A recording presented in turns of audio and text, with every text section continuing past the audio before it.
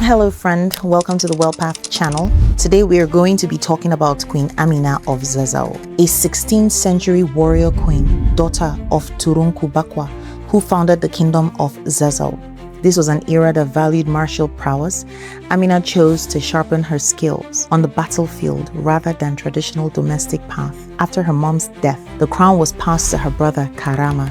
His reign was short-lived, a mere 10 years. After he died in 1576, Amina ascended the throne, becoming the Sarauniya, meaning queen. Amina reigned for a whopping 34 years, and in that time, she expanded Zazzau's influence, secured trade routes across the Sahel. The Sahel refers to the edge of the desert. To the north is the Sahara Desert, and to the south is the tropical savannas and rainforest. In conquest, her kingdom expanded to Kwarafa, the Jukun kingdom, and Nupe lands. She's credited with introducing metal armor to her army, making her cavalry nearly invincible. She was so successful that the rulers of Kano and Katsina reportedly paid her tribute in form of slaves and local goods. She also pioneered the architectural pivot at the time, constructing earthen walls for defense fortification. These are walls that are so thick that are almost impenetrable. Gun bullets couldn't go through them, arrows, nothing. It was impenetrable.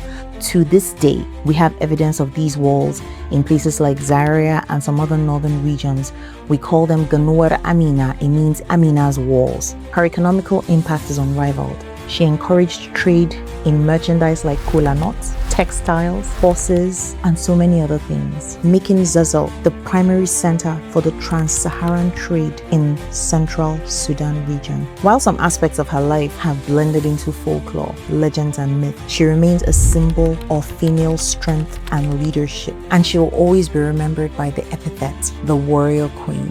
Historians have noted that after Queen Amina's death, there was a steady decline in women holding top sovereign titles like the Serikis and the Sarauniyas. There were no longer these such things in the Hausa state as political structures became more patriarchal. Some prominent female leaders who ruled in the northern states even before Queen Amina included Queen Daurama of Daura and Queen Yargoje of Zamfara. Queen Daurama of Daura was the last in line of 17 female monarchs who ruled the city-state of Daura. Can you beat that?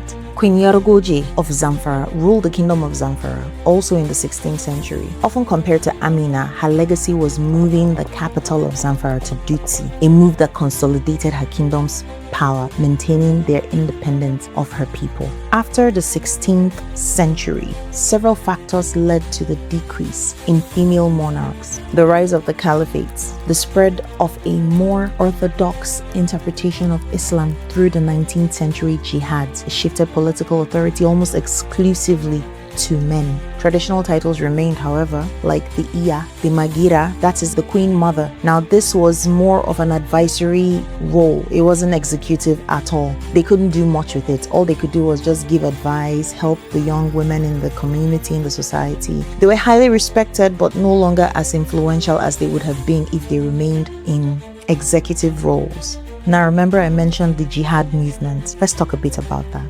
The jihad movement was between 1804 to 1808, but the impact can still be felt to this day. Usman Dan Fodio launched a religious movement called the Jihad. He launched it against Hausa rulers of northern Nigeria. He believed they were not properly following the Islamic teaching and were unjust in their governance. Now, I'd like you to note that politics and religion in the north is one and the same thing. That is why they were able to edge the women out. Now, the Jihad movement was from 1804 to 1808, but the Sokoto Caliphate would last from 1804 to 1903, only to be usurped by the British occupation. The essence of the jihad movement was to reform Islam in Hausa states, fight corruption and injustice, establish a government of Islamic law called Sharia. Now, the outcome of the jihad was it led to the creation of the Sokoto Caliphate. What is a caliphate? A caliphate is a state that is led by a caliph. And who is a caliph?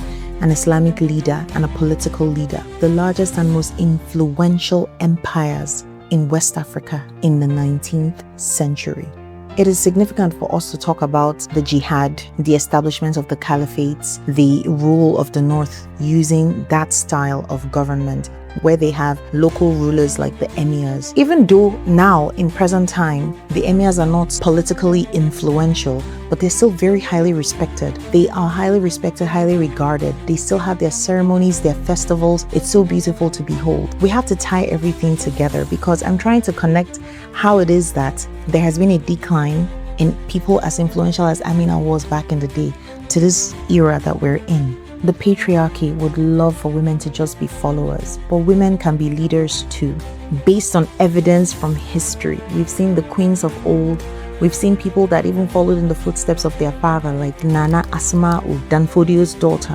Her legacy was creating the Yantaru. Now this Yantaru was like a movement, an establishment of women. She taught women how to be teachers, scholars, writers, but in the Islamic religion, she had these women travel and teach other women in rural communities on what the Quran says, how we are supposed to behave. So she carried on like her father's torch, teaching people, spreading the word, and enlightening women and children. All of these amazing women in history walked so that we can run. They ran so that we can fly. The wonderful examples we have from Queen Amina to Queen Yarugoje to Queen of Zamfara to the ones that came in the 19th century, the Nana Asma'u, all of these people made it possible so that we can have a voice today. Some modern day women of influence include, we're going to name a few.